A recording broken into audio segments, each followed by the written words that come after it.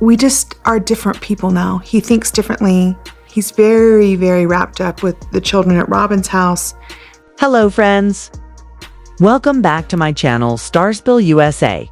I am truly delighted to have you all here with me today, and I sincerely hope you are doing well. Today's story is not an ordinary one. It is a story that is filled with betrayal, heartbreak, courage, and the determination to fight back. It is about Christine and the other sister wives and how a shocking discovery completely turned their lives upside down. Christine had never been one for numbers. Managing finances had always been Janelle's strength, not hers. Yet on one freezing January morning in Flagstaff, while the snow outside lay thick and untouched, like a sheet of blank paper stretched across the earth, Christine's entire world shifted. She was sitting quietly at her kitchen table, wrapped in her dressing gown, her phone glowing in her hand. It was meant to be just another routine morning, just a quick check of her account balance. But what she saw on the screen that day was anything but routine. Her heart began to pound as her eyes fixed on the numbers before her.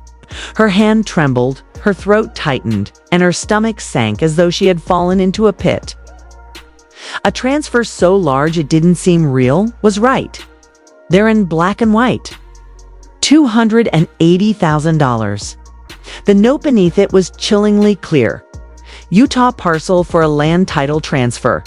Christine froze. She read it once, twice, again and again, willing herself to believe it was some kind of mistake. But the truth hit her like a blow to the chest. Her name was nowhere. That piece of land, her land, which she had held onto for more than a decade, was gone. It had been her one constant, her safety net. Her little patch of earth that she had clung to through the storms of her life, through heartbreak, through doubts about leaving Kody, and now, in an instant, it was stripped away.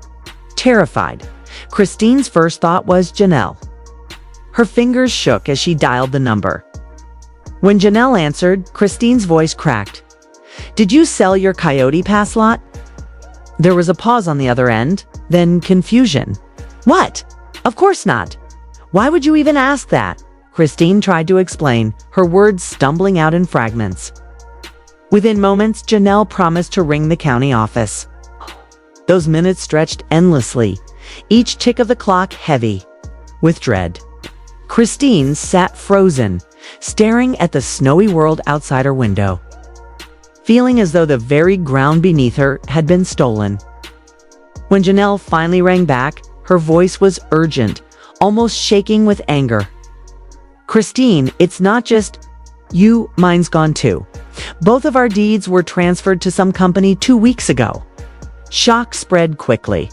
Christine rang Meri, who gasped in disbelief. She rang Robyn, who whispered nervously, "He told me it was just refinancing for taxes. I didn't realize it meant this." One by one, they realized the truth. They had all been betrayed. Within hours, all 4 women found themselves sitting together in a rented Airbnb. Outside, snowflakes danced silently in the night air. But inside the house, the atmosphere was tense, suffocating. Laptops glowed across the table. County records and deeds were spread everywhere. Papers scattered like fallen leaves. They searched, line by line, through every document, every signature, every transfer. Piece by piece, a horrifying picture formed. Kody had stripped them of everything. The Utah land, the Las Vegas homes, the Flagstaff lots, all of it had been funneled away through shell companies, one property at a time. Some of the documents contained signatures that looked crude, forged even. Others relied on powers of attorneys so old they should never have held any legal force. It wasn't just betrayal, it was theft. Janelle clutched her copy of her deed, tears welling in her eyes. "That was meant for Savannah," she whispered brokenly. "My safety net, my one real security. And now it's gone." Christine's voice was steady but laced with pain as she stared down at the papers. "He used us. He drained us dry. He left us with nothing." For a long moment, the room was silent. Then Meri, who had sat quietly until then, lifted her head. Her voice was calm, but sharp like ice. "We're going to court." This time, we won't walk away. The very next morning, he marched into the office of Linda Torres, formidable barrister with a reputation for cutting through lies like a knife through glass. Linda flicked through the thick stack of documents, her eyes growing colder with each page. So, she said flatly, he sold every joint asset without your consent, using outdated papers. Christine gave a heavy nod. Linda's jaw tightened. That's not just financial misconduct. That's abuse. And if any of these signatures were forged, that's outright fraud. We will begin discovery immediately. What followed was a storm. Subpoenas were issued, bank statements demanded, transfers traced. What surfaced was far worse than any of them had imagined. Kody had funneled nearly $1.7 million into his personal accounts. He had purchased a luxury property in Sedona in his own name. He had moved large sums into cryptocurrency, only to withdraw them in cash money, now impossible to trace. Linda's verdict was blunt. This wasn't a mistake. This wasn't negligence. This was deliberate. Is cashed out of the family. Within a week, the lawsuit was filed, Brown v. Brown. The charges were devastating misappropriation of property, financial abuse, emotional harm. For the first time in years, Christine, Janelle, Meri, and even Robyn stood united as co-claimants, ready to face the man who had taken everything. The media storm was immediate. TMZ splashed the headline. Sister wives implode. Kody accused of selling wives' land without permission. Reddit and TikTok exploded with theories, videos, and furious commentary. Fans rallied around the women, while paparazzi followed them in supermarkets, in churches, even on school runs. Robyn, once viewed as Kody's strongest ally, now appeared, broken, her face pale, her voice trembling in interviews. Kody himself released only a single cryptic statement. What goes on in a family should remain in a family. But this was no longer a family issue. This was war. 3 months later, Skaquane finally opened in Coconino County Court. The courthouse was swarmed with reporters. Fans queued for seats in the gallery, and cameras flashed as soon as the women arrived. Christine entered first, her emerald dress, a quiet but powerful symbol of strength. Janelle followed, calm and unyielding, her head held high. Meri walked in with a binder so thick it looked like armor, color-coded tabs jutting out like weapons. And Robyn, pale but resolute, was guided by her solicitor, her eyes determined despite the fear in them. Together, they filled the claimants, bench-knighted at last against the man who had fractured them. Kody arrived half an hour later in a slick gray suit, his hair carefully styled, his expression defiant. He didn't even glance at the women as he sat down, his smirk sharp and cold. But when Judge Maria DeVoe entered, the room fell silent. She was known for her sharp intellect and her refusal to tolerate theatrics. With a firm strike of her gavel, the trial began. Case number 2476, Brown versus Brown. The claimants allege unlawful sale and conversion of jointly owned property. Judge DeVoe announced, "Defendant, are you prepared to proceed?"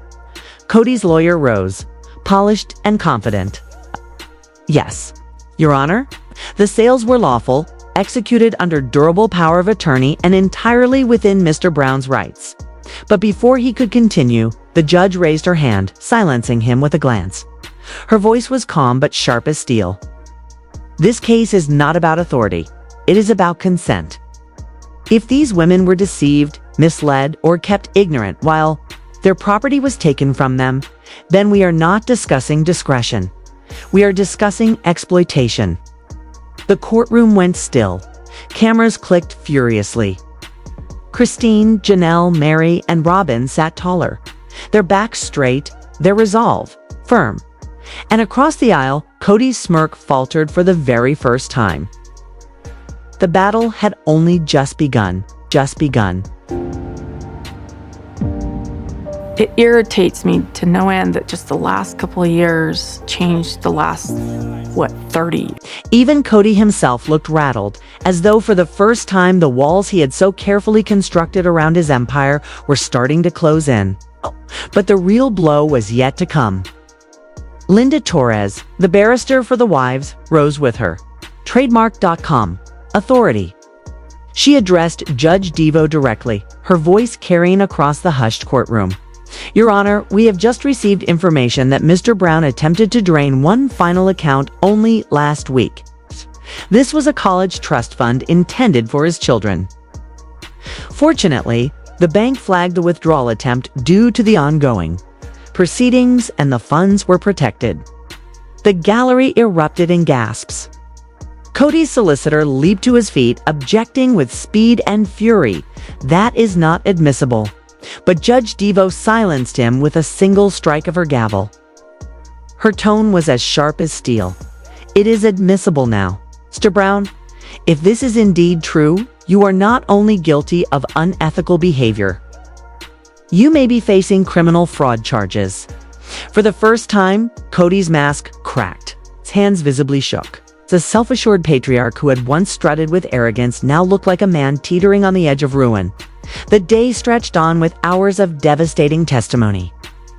Financial exhibits were dissected page by page. Forensic accountants traced the missing millions. Character witnesses took the stand, among them Gwen Brown, Hunter Brown, and Leon Brown each, painting the same portrait of a father obsessed with control, loyalty, and his own authority. Their words were heartbreaking, yet damning. By the end of the day, the atmosphere was heavy, thick with anticipation. Judge Devo's closing remarks rumbled through the chamber like distant thunder. I am profoundly troubled by what I have heard thus far. This court will not tolerate financial manipulation disguised as family dynamics. We will resume tomorrow for closing arguments. Be assured my decision will be resounding. For the first time since this nightmare began, Christine allowed herself the faintest smile. Janelle leaned towards her and whispered, her voice steady but emotional. We are finally being heard. Outside, the courthouse was surrounded by a swarm of reporters and fans. Headlines were already forming. Kody Brown's empire crumbling. One journalist shouted. Cameras flashed. Social media lit up like wildfire. The following morning, the courtroom filled long before proceedings began. Journalists had camped outside overnight, while supporters waved placards reading Justice for the Wives and held copies of People magazine. The air was electric, as though history was about to be written. Christine sat tall in a royal blue suit, her chin high, exuding quiet strength. Janelle methodically leafed through her notebook. Meri clutched a typed statement, her binder still bristling with evidence. Robyn, once considered Kody's closest ally, sat side by side with Christine, her face pale but resolute. Kody arrived 5 minutes late. His eyes were bloodshot, his hair unkempt, his entire presence diminished. He looked less like the proud patriarch of a sprawling family and more like a man who had spent the night bargaining with himself. Searching for an escape that no longer existed, Judge Maria Devoe entered with her customary authority. Her expression was unreadable, yet her presence carried weight enough to silence the room. She lifted her gavel and began. This court has considered all the evidence submitted: property deeds, bank statements, sworn testimony, and the forensic accounting reports. What we are addressing here is not merely a violation of trust. It is a deliberate scheme of deception, financial and otherwise. Kody shifted uncomfortably in his seat. The judge continued. Mr. Brown relied on outdated legal documents to exploit the good faith of his wives, including a durable power of attorney which should have been nullified long ago. Let me be absolutely clear. So-called spiritual marriages are not binding under the law. Yet the contributions, financial, emotional, and practical, made by these women over 2 decades are undeniable. Linda Torres stood. Your Honor, we respectfully request that all property sold be restored at full market value or equivalent restitution made. We also seek injunctive relief barring Mr. Brown from accessing any community assets, particularly the children's trusts. The judge gave a curt nod. Understood. Mr. Brown, do you have anything to say before I pass judgment? Kody's solicitor leaned in, whispering frantically, but Kody ignored him. Rising slowly, he spoke, his voice cracking. Your Honor, I did the best I could. Was trying to merge our finances to simplify things. I never intended to cause harm. I wanted us to make it, to survive. I made choices because nobody else would. Christine rolled her eyes. Meri muttered under her breath. The courtroom seemed to bristle with disbelief at Kody's inability to grasp the enormity of his betrayal. Judge Devo fixed him with a glare, and therein lies your fatal error. You believed you were entitled to act alone, disregarding partnership, consent, and fairness. That is not leadership. That is exploitation. The room fell silent as the ruling came. In the matter of Brown v. Brown et al., this court rules as follows. All proceeds from the unlawful sales amounting to $1.73 million shall be returned in full to a newly established joint trust managed by an independent fiduciary. The Sedona estate purchased by Mr. Brown shall be seized, sold, and its proceeds divided equally among Christine, Janelle, Meri, and Robyn. Furthermore, Mr. Brown is hereby barred from controlling or accessing any family trusts, LLCs, or accounts relating to property or children's funds, except under strict court-appointed supervision. Additionally, damages of $250,000 are awarded to the plaintiffs for emotional distress and public humiliation. Finally, allegations of forgery and misrepresentation are to be referred to the Arizona Attorney General for criminal investigation. The words hung in the air like a verdict from fate itself. Gasps echoed around the gallery. Kody's jaw fell open. Janelle blinked in shock. Christine let out a half-laugh of sheer relief. Meri closed her eyes as though releasing years of tension. Robyn wept openly. The gavel fell with finality. Judgment is entered. Court is adjourned. The courtroom erupted into chaos. Reporters running for the exits, flashbulbs popping, voices shouting. Yet in the center of the storm, the four women huddled together. Christine whispered, "We did it. We actually did it." Janelle's eyes burned with fierce pride. He thought he could outwit us all. But we were never just his wives. We were workers, mothers, builders, and fighters. Meri nodded, resolute. Robyn, wiping her tears, whispered, "He lost everything. Because he forgot who we were." Outside, the media pounced. Christine, calm yet radiant, told reporters, "Yes, I feel vindicated. But more than that, Ty, feel free." Janelle added firmly, "This was never about money. This was about justice. No one stands above justice, not even the man who claimed to be head of the family." Even Robyn surprised many with her statement. "I stood by him for years. I believed in him. But when he betrayed the family, he betrayed me too." This ruling is not only fair, it is right. Kody refused to speak. He strode to his car, shoulders hunched, flanked by his solicitor, his hands trembling. The man who once boasted of being the patriarch of the Brown family now looked small, hollow, and utterly defeated. No cameras could spin this moment. No PR trick could save him. A week later, the ruling dominated headlines across America. New York Times, reality patriarch falls. Kody Brown ordered to pay millions. People, real-life reckoning for Sister Wives star. CNN, ex-wives, win explosive court battle. Christine used her portion to secure her daughters' education and to fund a counseling center for women escaping polygamous abuse. Janelle invested in her own financial independence. Meri expanded her inn and charity work. Robyn, quietly, began therapy for herself and her children. The empire Kody once built on loyalty and control lay in ruins. But for the women, the verdict was not merely financial, it was liberation. They had walked into that courtroom as survivors. They walked out as victors. When Meri first started saying we should get it appraised, I had no problem with it. I was like, yeah, let's make sure. I don't want to just sit here and guess. Let's make sure it's fair. After the verdict, life began to reshape itself in ways no one could have predicted. What had once been a story about one man's dream of building a plural kingdom had become something far greater. A story about resilience, justice, and women reclaiming power after years of silence. Janelle, always the pragmatic voice in the family, purchased a modest but warm home near her grandchildren. For decades, she had lived under the shadow of financial instability, often trusting Kody with decisions that left her with nothing to fall back on. But the trial changed everything. She's no longer willing to be passive. She transformed her pain into purpose. Within weeks, she launched a YouTube channel called Freedom Ledger. Its mission was clear: to guide women, especially single mothers, through the complexities of budgeting, property rights, and financial independence after leaving controlling relationships.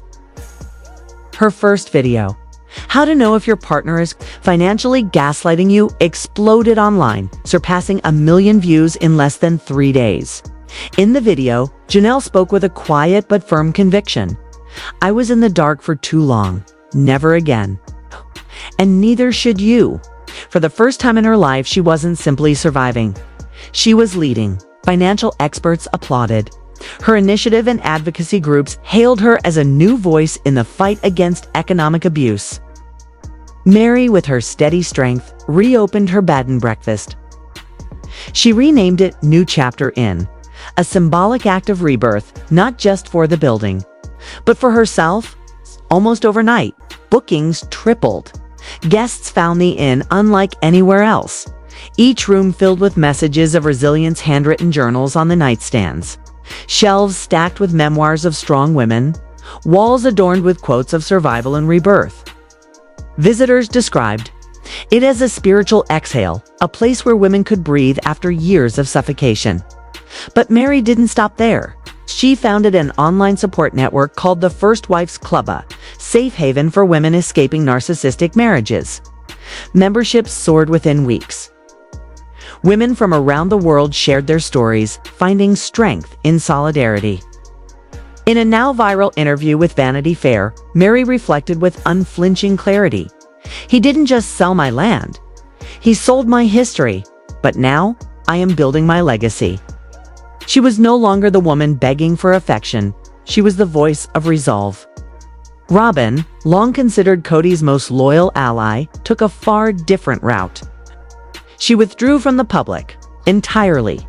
No interviews, no cameras, no carefully curated appearances. Her silence was deafening. Some fans turned on her, condemning her for enabling Kody for so long. Others, however, recognized her as a victim of misplaced loyalty, a woman who had believed the same lies the others once did. For the first time in years, Robyn lived quietly in a small house in Flagstaff. One night, she sent Christine a text. "You were right. I'm sorry I didn't listen sooner." Christine did not reply. Not yet. Healing, she understood, could not be rushed. Forgiveness was a journey, not a single moment. Kody, meanwhile, unraveled. The man who once styled himself as a patriarch, a leader of a family empire, now lived alone in a rented duplex on the outskirts of town. His empire was in ruins, his reputation in tatters. Neighbors whispered of his strange behavior, wandering outside late at night, muttering under his breath, pawning off heirlooms just to make rent. Desperate to cling to relevance, he launched a podcast called Father First. It failed spectacularly. Listeners branded it delusional damage control. One-star reviews flooded the platforms. Clips of Kody wearing sunglasses indoors, ranting about mob mentality and losing control, became viral memes. The irony was lost on him, but obvious to the world. The control he once demanded was the very thing that destroyed him. Christine, on the other hand, was thriving. With her settlement, she founded Untangled Hearts, a nonprofit providing counseling, and resources for women escaping controlling marriages and high-demand religious groups. The organization became a beacon of hope almost immediately. Donations poured in, volunteers signed up, and women from across the country reached out to say she had given them courage. Christine also released her memoir, Silent Sister, No More, which rocketed to bestseller status in its first fortnight. Raw, unfiltered, and heartbreaking, the book chronicled her years of silence, manipulation, and the gradual erosion of identity, the moment she finally chose to fight back. Critics called it a manifesto of survival. Her daughters, watching her transformation, told her one night, "Ma'am, you're like a superhero." Christine only smiled and replied, "No, I'm just someone who finally got tired of pretending." Together, the four women carved out lives richer and more meaningful than they had ever known in the shadow of Kody Brown. Janelle's Freedom Ledger channel amassed millions of followers, with her financial literacy courses helping women reclaim control of their money. Meri's Inn was booked solid a year in advance, and she published her own memoir. First, Not Last, a fierce testament to her rebirth. Christine's nonprofit expanded across multiple states, partnering with advocacy groups and universities. Even Robyn, slowly and carefully, began mending her relationships with her older children quietly, privately, and without Kody. Kody, however, refused to let go. Months after the trial, he filed a countersuit accusing his wives of defamation and conspiracy. It backfired. The judge dismissed the case with prejudice, fined him heavily for legal abuse, and labeled his actions a weaponization of the court. Online fans mocked him mercilessly. Reddit threads exploded. TikTok creators parodied his meltdowns. Former producers of TLC even admitted anonymously that Kody had always assumed the cameras would protect him. But now, there was no script, no editing, no sympathetic spin-only reality. His tell-all book flopped, mocked as rambling and a narcissist's diary. His podcast collapsed. Sponsors cut ties. The IRS began auditing him for years of unpaid taxes. Piece by piece, the empire he built upon manipulation and control crumbled until nothing remained. In his final act of defiance, Kody posted one last message before deleting his social media. "They took everything, even my story." Within minutes, a stranger replied, "No, Kody, you gave it away piece by piece." And with that, the Kody Brown chapter closed. Not with triumph, not with loyalty, but with silence and irrelevance. His wives, Christine, Janelle, Meri, and even Robyn walked forward as survivors turned warriors while he faded into the shadows of his own undoing. Don't forget to subscribe to Starspill USA and turn on notifications so you never miss a single update. Join our growing community of fans as we uncover the truths, the heartbreaks, and the unforgettable twists that keep sister wives at the top of every conversation.